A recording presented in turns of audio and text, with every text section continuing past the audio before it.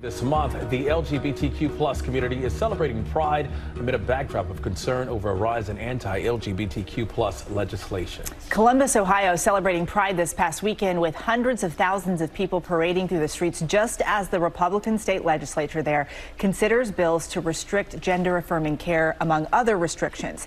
ABC News' Alex Presha is there. And Alex, this is not just an issue in Columbus, so break this down for us.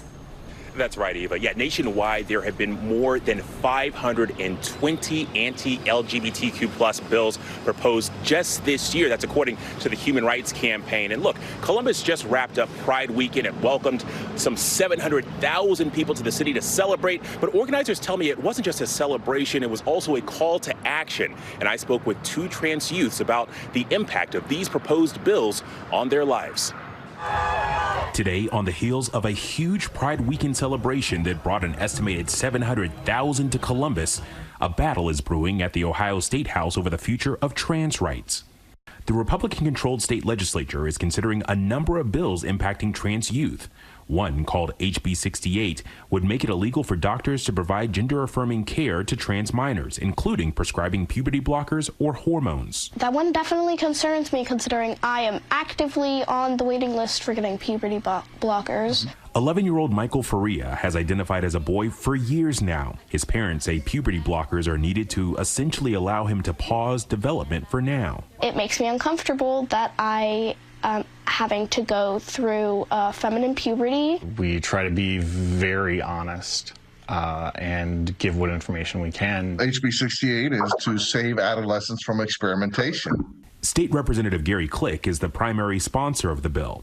He also touts it would ban doctors from performing gender reassignment surgery on a minor, something opponents argue isn't happening in Ohio. I have done a lot of research. I've talked to a lot of professionals on this. They tend to get pretty bullied when they come out publicly. Our side gets ignored in this. We have the science is on our side. The American Academy of Pediatrics published a study finding transgender teens who were given puberty blockers experienced superior mental health outcomes compared to those who wanted the medication but didn't receive it.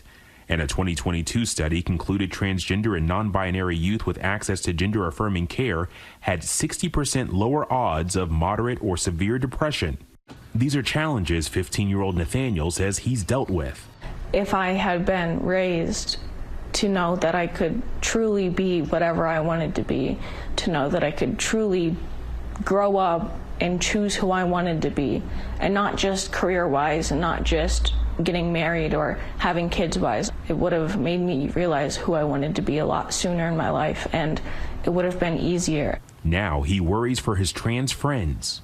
I have friends that I know that have already started transitioning, that are already on testosterone, and if this bill passes, then they're going to be forced back into either detransitioning, which is really horrible, or just not getting to do what they've been wanting to do for a long time.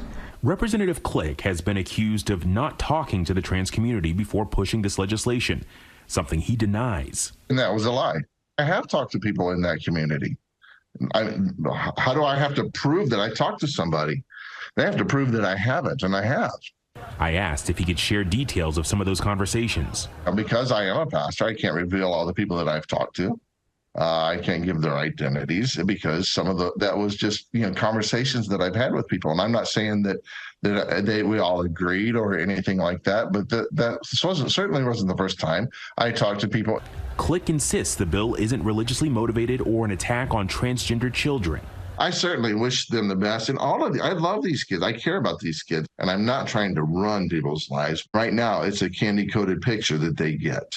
Nathaniel has accepted that HB 68 may very well become law. He says it still infuriates him. If you had a message for the author of this bill, what would it be? It's not your choice. It's my body. I know who I'm supposed to be.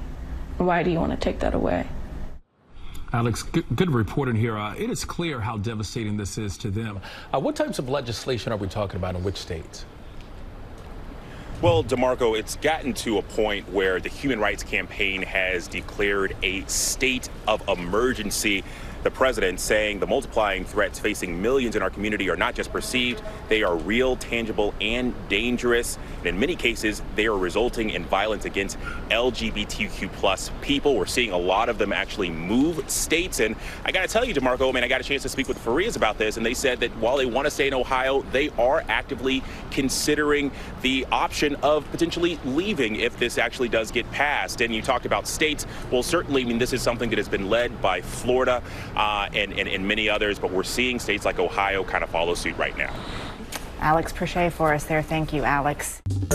Well, hey there, GMA fans. Robin Roberts here. Thanks for checking out our YouTube channel. Lots of great stuff here. So go on, click the subscribe button right over here to get more of awesome videos and content from GMA every day, anytime. We thank you for watching, and we'll see you in the morning on GMA.